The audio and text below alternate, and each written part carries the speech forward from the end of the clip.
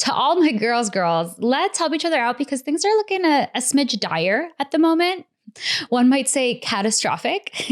And I feel like a lot of us are feeling a little helpless, a little unsure of what to do or how to do it. So I figured, let's go back to some of the basics. Here is a girl's guide to feminism in a post-Roe America.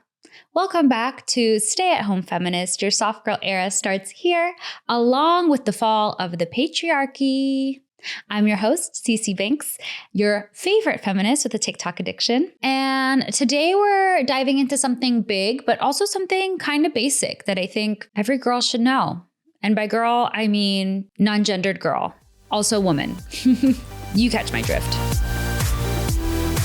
Because in post-Roe America, it's not just about abortion bans. It's a lot about abortion bans, but it's not just about abortion bans. It's about how you date, how you get healthcare, how you make friends, and how you build community in a country where women's rights are literally being rolled back to the 1950s. We're going to cover dating tips, health hacks, community building, but maybe most importantly, how to access joy and rest, even though it feels like our news cycles are determined to gaslight us and shock us and throw our flight or fight into action, like from morning, noon, and night.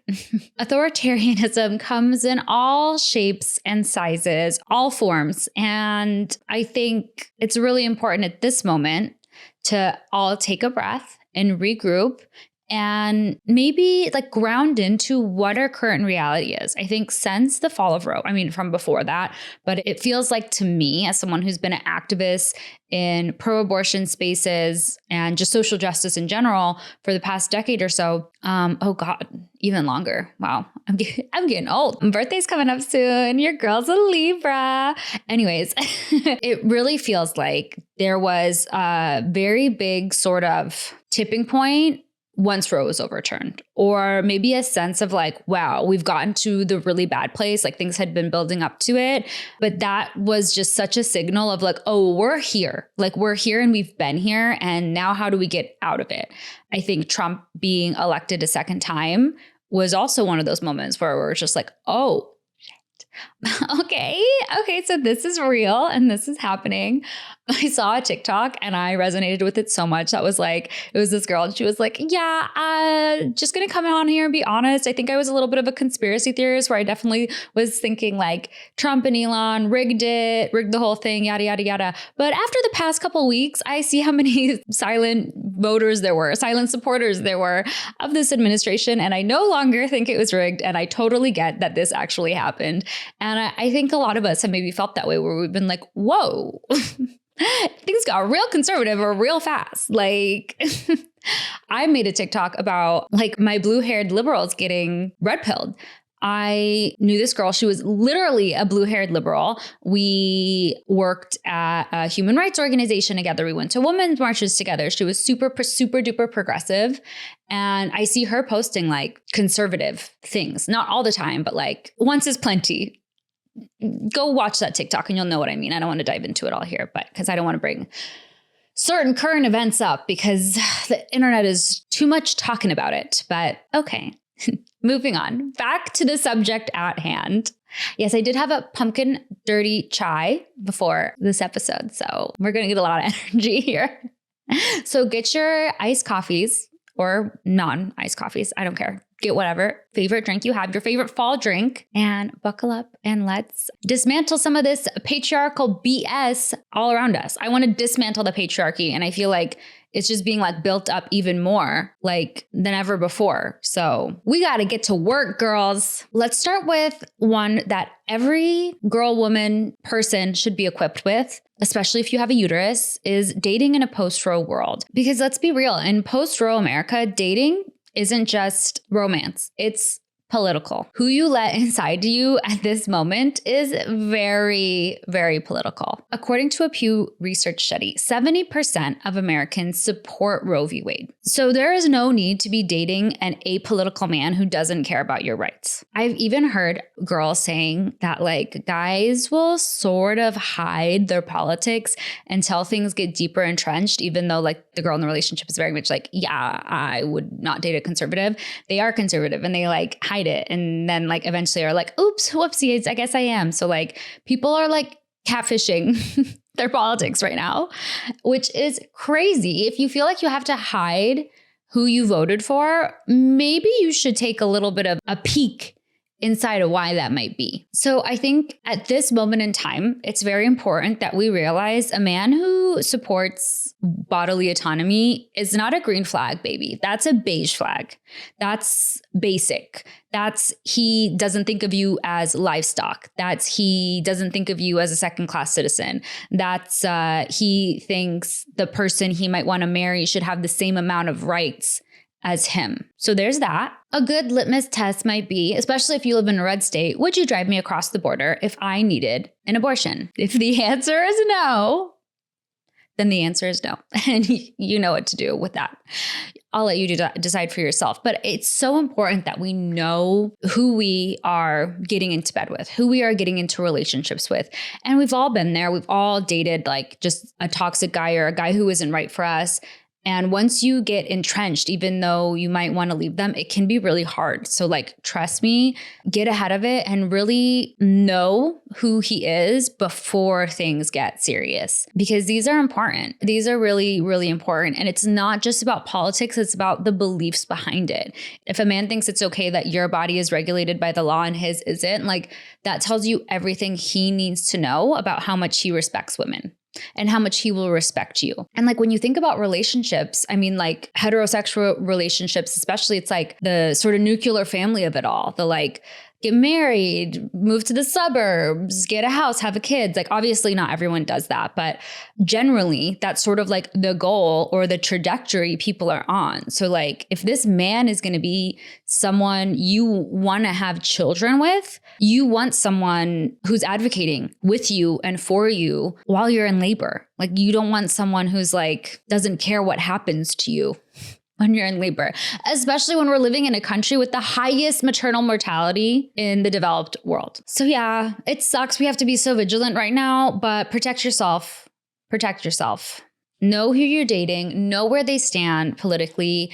And I've said this before, I'll say this again, like disagreeing on things is okay. Not having the same morals is a recipe for disaster. And right now we're at a place in time where it's like way more than politics. These things are getting framed as political issues, aren't. They're moral issues. The way our country is targeting immigrants, sweeping a PhD student off the street because she wrote a pro-Palestinian op-ed. Like, if he's okay with that, it's just so much bigger than that at this moment in time. And we really got to be careful. I think it's also a really dangerous time to be a woman. I mean, I guess it's kind of always been a little bit dangerous to be a woman in the world, you know, with like femicide and all. But especially now we have so much like call to go back to the 50s with certain campaign slogans of like, make America great again. Like great for who? What type are we talking about? With like the whole trad wivery of it, where it's like 1950s nostalgia, like it's on purpose that we're getting multiple feedback loops of like, yeah, the 1950s was great. And I think, unfortunately, a lot of men, you know, may not be critically thinking about the media they're consuming. And there's a lot of media out there right now that makes it seem like, of course, women are second-class citizens. Of course, they shouldn't have as many rights as you. Of course, if you want to be a real man, you need to have a submissive woman in your life. So like, just look out for it. I think it's harder for people who live in red states, but there are a lot of studies that show that single women live healthier and happier lives. And this is coming from a very happily married woman. I love my husband. I love our marriage. I think A, I got really lucky, but B, I was also like, okay with, I kind of had this mentality, like I'd rather be alone than be with someone who isn't adding to my life. And I think as women from like cradle to the grave, we get told a lot of our worth and a lot of our value is tied up in marriage and kids and those sorts of things. So it can be really hard to choose yourself and choose loneliness over that. At the same time, it's nice to have a buddy who's nice, you know, like make sure you're choosing your buddy well. because that's what your spouse is. They're your best friend. They're who you spend like the most time with normally, typically. So who do you want going on trips? I think a great question to ask when you're dating is, if I had a daughter, would I want her to date a guy like this? And if the answer is no, then why are you dating him? Yeah, I've done some other episodes on dating, both for men and for women, because men... Stop running towards the incel light and go be in the real world and touch grass, And yeah, we've talked about how men who hate women, like it's going to be hard to date women when you hate them. But women, I've done some episodes talking about like how to date while decentering men. And I think these concepts now more than ever are so important. And unfortunately, like we got to be really mindful about the choices we're making because it's already hit the fan. So duck and cover, babes. A topic near and dear to my heart is healthcare. As a neurodiverse girly with an autoimmune condition who has had a handful of health struggles, I love talking about healthcare. I love talking about health hacks. And I think it's really important to talk about what healthcare looks like for women in post-Roe America. Because again, it's not just about abortions. It's a lot about abortions, but it's not just about abortions. Like at the moment, healthcare is a little bit giving Hunger Games, may the odds be ever in your favor. We don't love to see that for us, but let's do what we can to stack those odds in our favor. If you are sexually active, I'm no doctor, okay? Disclaimer, I'm no doctor. I'm just your girl, just your friendly gal pal giving gal pal advice. If I were sexually active, especially in a state with restrictive abortion bans, I would have telehealth / mail order contraception like ready to go. Like they're coming for plan B. I think this administration just came out and said that IUDs and birth control were the same as abortion. So like get your artillery prepared, stack those odds in your favor. Like unfortunately, we may not have the luxury to access all the things we want to access going forward. So this is your sign to get your ducks in a row there. Stock up on plan B, but also like know the science around things. I've heard that plan B is less effective on people over 165 pounds. So there's that. And be sure that if you're using a period tracker, that it's a privacy first period tracker. There are period tracking apps that will share your information with the government. Let me say that again. There are period tracking apps that will share your information with the government. You really want to be sure you're not using one of those apps. Even if you're the type of person who's like, I would never get an abortion anyways, like not everyone who gets one wants one. Sometimes it's the medically necessary thing to do. So just be really mindful about what the laws are in your state. There's been cases where people's Facebook messages have been subpoenaed and their Google searches when they're trying to access healthcare. So just be really prepared. And, it's better to be safe than sorry. Unfortunately, this isn't paranoia, it's survival. States like Texas and Missouri are already using digital footprints to criminalize women for accessing healthcare. We know that 1 in 3 women will have an abortion by the age of 45. So first of all, someone has had one. That's facts. And we know that these bans are not about saving lives. When maternal and infant mortality are increasing in states with these bans, like it's not about preserving life. It's about controlling women's bodies. That's what it's always been about. Hate to break it to you, if you're just learning this now. We need to normalize vetting our doctors and making sure they support our human and civil rights. Not to be dramatic, but choosing the right doctor can literally be the difference between choosing someone who wants to provide safe care to you and choosing someone who wants to gaslight you into thinking like The Handmaid's Tale should be a policy manual. It matters because not all doctors are on your side, and they may be the ones who are turning you into the police for having certain things done. So be careful what you share with them. There's no way for them to tell whether you're having like a spontaneous miscarriage or you took misoprostol or whatever it's called. So like if you take the abortion pill, allegedly, I'm not a doctor, I'm just gabbing with my girls. I'm just saying hypothetically, if someone took an abortion pill and was like, ooh, this is feeling like I got a fever now, or like, ooh, they said to look out for this sign and now I'm having this sign and I'm scared to go to the hospital. If you go to the hospital, you can just tell them you're having a miscarriage. Hypothetically, allegedly, they're not going to know the difference. There's no way to know. There's no way to know. But more than that, in states with strict abortion bans, some physicians are legally bound by the law, legally bound, not to give you all the information that you should have to make educated, rational decisions about your own body. And others choose to withhold that information because of their personal beliefs. So let's say you're trying to conceive and you get an OBGYN. I think it's perfectly reasonable to ask them what they would do if you had an ectopic pregnancy, what would they recommend? If you had a non-viable pregnancy, what would they recommend? I think it's perfectly reasonable to ask, especially someone like an OBGYN, that. So please do, let's normalize knowing where our doctors stand on that. Because God forbid you're in that situation, you want to go to someone you can trust. According to a KFF survey in 2023, 6 out of 10 OBGYNs say that they've faced constraints on providing abortion-related care since Roe was overturned. Your doctor's values matter. The laws that may constrain them, depending on where you live, matter. And it's really important that you're clear about that before you're in a crisis. How should you be vetting your doctor in a post-Roe America? One of the easiest ways is to do a pre-Google. Look at the doctor's office or clinic's mission statement, look at their website. Is there any language in there that screams like faith-based, pro-life, or crisis pregnancy? If so, run. You endanger girl. One thing I also like to do is search the doctor's office's name plus a keyword like abortion or Planned Parenthood or reproductive rights and just see what pops up. Might be good to just know if there's anything related to those keywords and them. Ask them direct questions, even if it feels awkward. Some good questions to ask. Do you provide referrals to abortion services if necessary? Imagine if you actually needed an abortion. It's you don't want to ask that question times 10. It's a lot easier to ask when it's hypothetical. Do it. Do you handle cases of ectopic pregnancies or miscarriage management?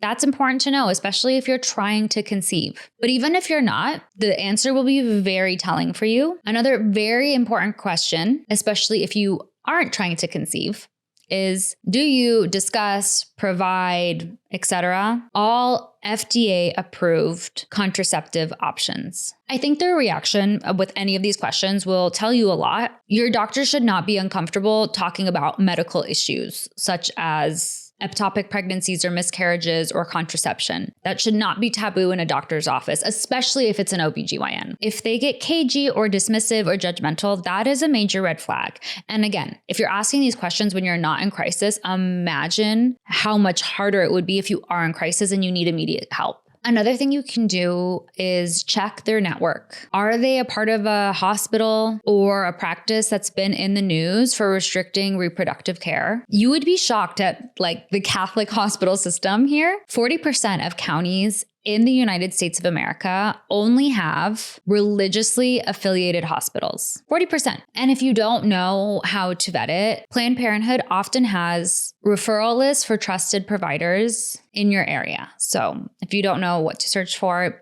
check that out. I think it's important to be aware of certain language they could be using as well. Supportive doctors might use words like patient-centered or informed consent, or that's your decision. Her body, her choice, babe. Sketchy doctors might say things like natural family planning without mentioning actual contraception. But as always, trust your gut. If you leave an appointment feeling ashamed or confused, not listened to, or you didn't get the full answers to your questions, that's very important data for you to know. You do not owe loyalty to a provider that does not treat you with respect. And navigating healthcare in a post-Roe America becomes increasingly meticulous in red states. So what could you do if you're in a red state? You could use telehealth services in that state that still allow abortion care. Again, you can get prescriptions to things even if you don't need them in the moment. And it might be nice to just have things in your medicine cabinet, just in case. Cross-check local providers with activist groups that you trust. They normally have lists like the Repro Legal Healthline or If, When, How. They'll have some good info for you. Again, I'm not a doctor. I'm just gabbing with my girls. So, these are all hypotheticals, not telling you what to do, not giving out any legal or medical advice. I'm just saying let's have a nice little chat about what someone's options would be depending on where they lived. And just know you have options at your fingertips friendships, you might need to be a little more selective, a little more careful with who you're sharing your medical information with or who you're working with. There's always alternative sort of things like feminist midwives or nurse practitioners or doulas. Community care has often filled the gaps when institutions have failed us, and this is no different. So all that to say is that healthcare in the United States is already exhausting, and the patriarchy wants you too tired to advocate for yourself. But remember, you are the customer here. And this is America, damn it. The customer is always right. Your doctor works for you. And if they don't respect your rights, your autonomy, or your body, you should take that copay and walk out the door, girl. Get to stepping. I think now more than ever, like having a good group of friends is so important. And it's hard out here to make friends. I feel like once you leave college, your opportunities to make really close friends are a lot more limited, and no one really talks about that. So how do you make friends and build community? Because right now building community is more important than ever. Yeah, enough doom scrolling, babe. Let's talk sisterhood, because the antidote to the patriarchy is community. The antidote to authoritarianism is community. And it doesn't always have to be political. Like your book club can be just about wine, and Colleen Hoover is also like women building community and connection. And that's a great place to start. You know, if you're looking for something with a little bit more initiative behind it, you could always start or join a mutual aid group, attend feminist meetups, support abortion funds. There are so many groups in your city. If you live in a red state, if you live in a blue state, I think there's actually a lot more work going on in red states than people realized. I've lived in, well, now I'm in a purple state, but it's red. We voted for Donald Trump. I didn't, but my state did. But it was blue down ballot. So anyways, and I was living in a red state before I moved here. And the activist communities there, the grassroots activism is unprecedented to anything I ever saw living in liberal big blue cities. So don't think that just because you live in a red state, there's no one who thinks like you or no one who cares about the causes. And in fact, there's probably maybe a smaller group, but very intentional and very on top of it. I think friendships in a post-Roe America, you got to be friends with girls. You just got to. I'm sorry. Male-centered women, pick me girls. It's like fucking Salem out here. You don't want them snitching on you, telling the council that you're a witch. We can't be having that right now. You know who doesn't do that? Girls. You know who does do that? Pick me girls. And I don't mean to be divisive, because the patriarchy thrives when women are divided, but also nothing messes with the patriarchy more than women hyping each other up and building community and refusing to compete for scraps. So let's move towards there. I want to go to there. Let's be clear. Being a girl's girl isn't just about wearing pink or watching rom-coms. It's about standing in solidarity with women, even when you don't get anything out of it. Being a girl's girl looks like not taking the patriarchy side. If a man's trashing another woman to you, don't laugh along. Shut it down. Don't compete with your sisters. That job, that man, that lifestyle. Scarcity mindset says there's only room for one. Feminism and the matriarchy says there's enough for all of us. And let's tap into that natural feminine power we have. Let's tap into that abundance. Let's stop playing into the patriarchy's hand in these same old tropes where there's only one spot for one woman. Because if there is only one seat at that table, let's build a new table. Let's go. Now, who has wood? Who has a saw? Being a girl's girl looks like believing in women, especially when it's uncomfortable, especially when it's inconvenient. And always being a girl's girl is about hyping each other up. One of my favorite things is being in a girl's bathroom and having all the girls in there clucking little hands, hyping each other up. I love your shoes. I love your this. I love your that. That's one of my favorite parts about going out. And that's even with girls I don't know. So be definitely doing it with your friends, with the girls you do know. What being a girl's girl isn't. Okay, first and foremost, obviously, being a pick-me. If you find yourself saying, I'm not like other girls, or rolling your eyes at girls who love astrology or skincare or pumpkin spice lattes, congrats, you're doing free PR for misogyny. So cut it out. Misogyny. Knock it off.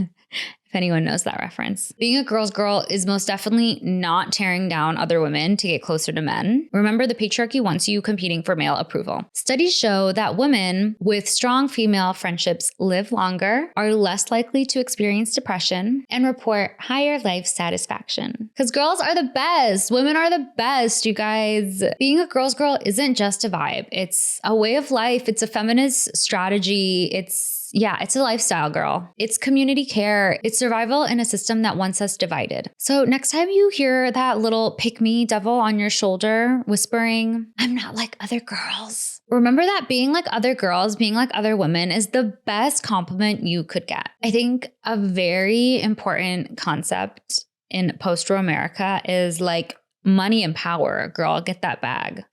I don't dance, so why make money moves? What are your money moves? Let's talk about finances. No one ever wants to talk about money. Let's talk about it. Where your money goes is where your power flows. So let's talk money, because the patriarchy loves when we don't, because we feel weird and awkward and shameful about it. And guess what? It's leaving us with less money and less power. As we know, the patriarchy wants us quiet, polite, and financially dependent. But like nobody has time for that. Not in this economy.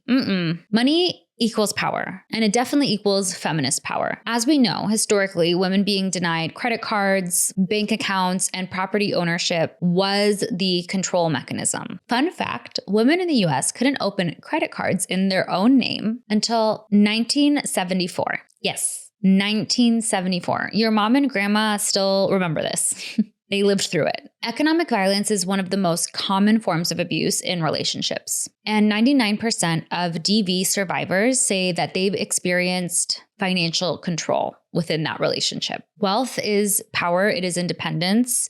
It is very important. So I'm no accountant. I'm no money guru. And as we discussed earlier, I'm no doctor.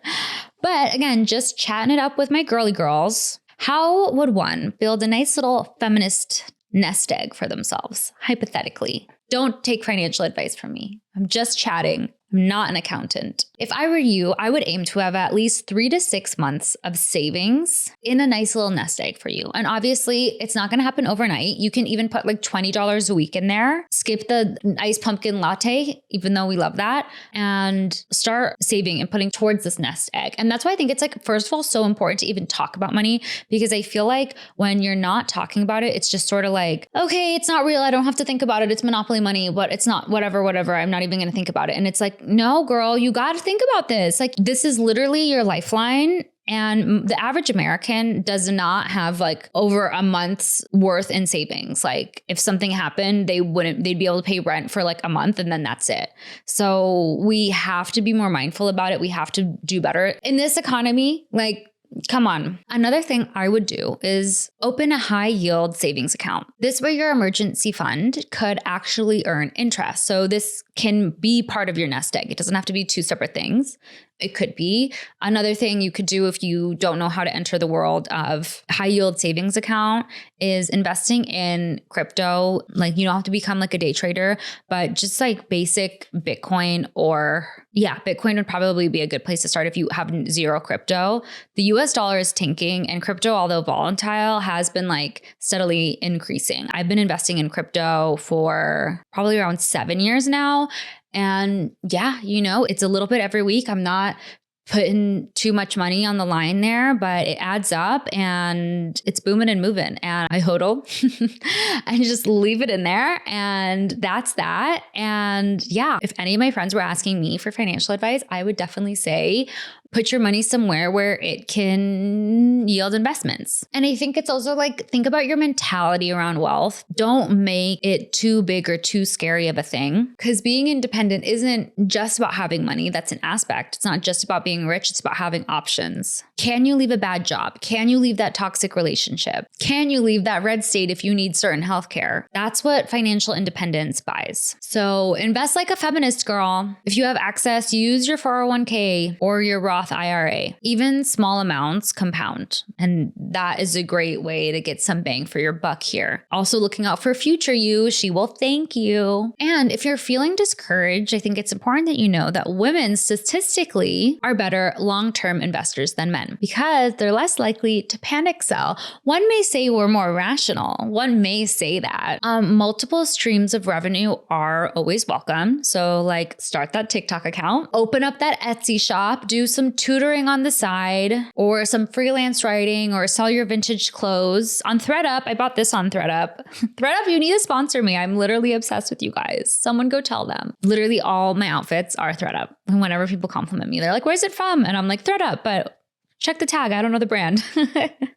But yeah, all that to say is side hustles are great. Multiple revenue streams are amazing. Even small streams of income diversify your risk. Even if you have a steady job, like we've had so many layoffs in the past couple of years, and budget without shame. It also doesn't have to be this negative thing. I think your sort of mental vibes around it is everything. You're not tracking your spending to punish yourself or to restrict. You're prioritizing your values, your joy, your independence, maybe even community care. Speaking of which, in a capitalistic society, what you're spending money on is your vote.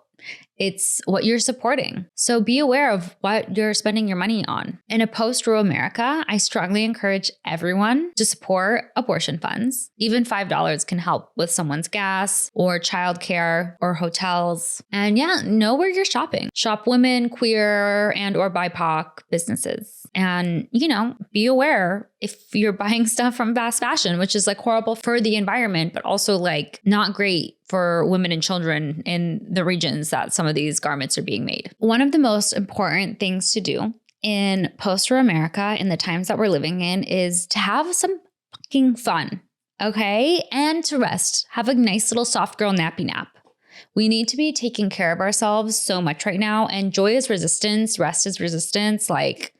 We are running a marathon. This is not a sprint. We cannot just consume and worry all day long because that will lead to burnout. And that doesn't help the cause.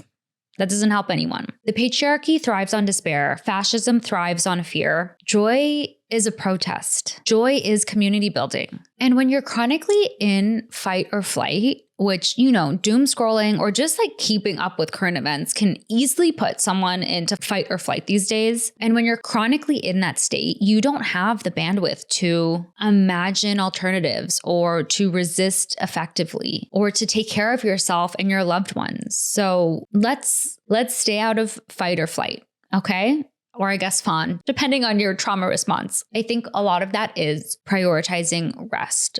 Seriously, rest way more than you think you need to.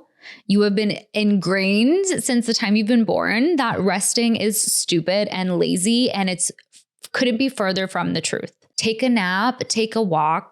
What I've recently started doing is taking non-sensory walks. I feel like that's the wrong thing, but basically no headphones, nothing, just walking and looking at the leaves and hearing the wind and just trying not to have any input, not a podcast playing, not music, just vibing. I've really, really turned a new leaf where I'm trying to be mindful of how much input I'm getting. Cause I'm the type of person who I'm getting up from work to go to the bathroom. I bring my phone. I work from home. So there's not people around.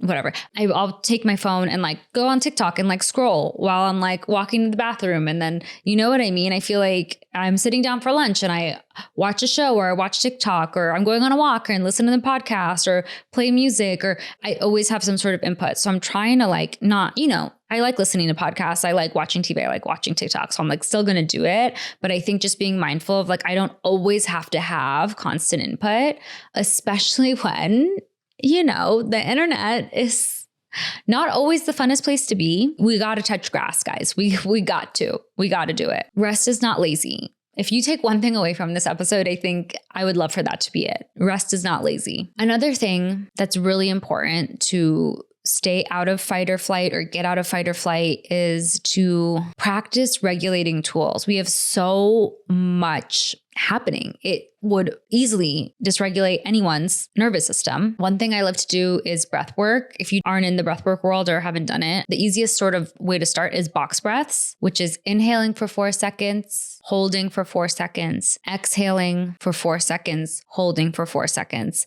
and then doing that like 5 to 10 more times. I also really like to have a long exhale. So I'll do box breaths where it's like inhale for 4, hold for 4, exhale for 6, hold for 4, and like do it all again. And then like after 5 of that, I'll do it again, but I'll exhale for 8 instead of 6 and just like expand it. And it just resets so much. If you're feeling frazzled and you don't know what to do, like that is a great way. Or if you're feeling depressed and like can't get off the couch and like want to grab for something other than your doom scrolling phone or iPad, like box breaths, babe. It will change your life. Long exhales tell your nervous system that you're safe. So breathing is so important, obviously, like to stay alive. We know that, but to regulate your nervous system. Bless you, honey. That's my dog sneezing. She wants to play with me. Okay, honey. You have to be quiet. Yeah. Another great way to reset is like somatic shaking. Just shake it out. Literally, it like jump up and down or just shake your wrists or just go. I think sometimes when I'm overwhelmed, I literally just take a deep breath and go because like you got to get the feelings out of you and you have to like move it out of you. When your nervous system is like in fight or flight, when we were like back in the day living in jungles or whatever the fuck, you would see a lion and be like, ah, and run. You would run and hide from it. And so your body is, when it hits that level of like fear, it's expecting you to go, to move. So if you don't move, it all just stays trapped within you and your nervous system. I think it's also really important to do sort of like a micro rest moments, which are easily accessible to everyone. Like in between Zoom calls, in between meetings, do a nice little stretch, 5-minute stretch. It doesn't have to be a whole yoga class. That's not always accessible to everybody, but you can stretch for 5 minutes in between calls. You can put your phone on airplane mode while you eat. So yeah, just a few things to think about. And, take what works and leave what doesn't. These are just some friendly suggestions from your favorite feminist with the TikTok addiction. And if you don't want to do it, no one's forcing you to. I'm just thinking out loud here with my girls. Again, I am not a doctor. I am not an attorney. I am not an accountant. So none of this was advice. It was just some thoughts, just sharing my thoughts out loud. Thank you so much for joining today's episode, for listening in. It really means the world to be growing a community and audience of feminists. Community building is so important to me, IRL, but in the digital world as well. There will be a No Kings protest on October 18th across the United States. So go to 5150, that's 50150, to find the one near you. And maybe, that would be a great way for you to be inspired for some community building. Invite some friends over to paint signs for the protest, or go early and meet people, or show up to the protest with extra water bottles or chips or whatever. There's so many ways to make these moments about community building. This has been your girl's guide to feminism in a post-Roe America. And I hope it's helped you reimagine how you can show up for others and show up for yourself and just show up for each other. In conclusion, date smarter, stalk your meds, build your covens, find your girls, and vote like your uterus depends on it, because it does. Stay soft, stay loud, stay at home feminist. Like, follow, subscribe, write a comment. Tell me what your favorite little tip of the episode was, and let me know what you want me to dive into next. There are so many scary topics I want to cover, but I'm like, boo, scary. And there's also just some more lighter, fun ones I want to talk about. And I think both I gravitate to, depending on my mood, depending on the week.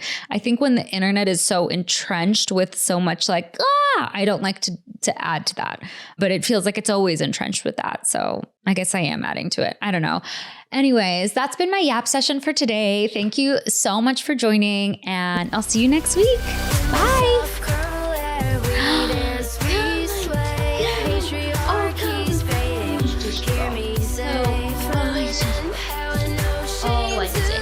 Oh, what is it? 20 minutes, go have lunch. Let's go. Let's go. Let's go.